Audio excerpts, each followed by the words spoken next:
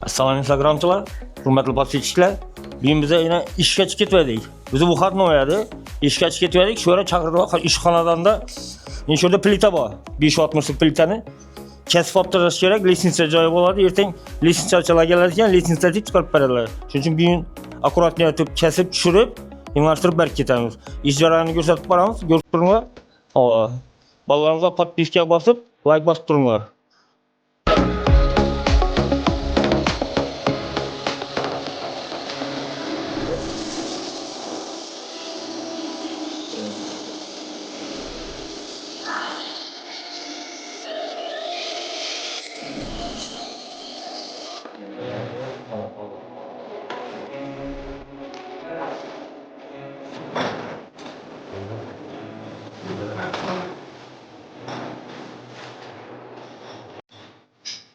Instagramchilar yana tamom etdik. Xudo xolasa ish jarayonimizni.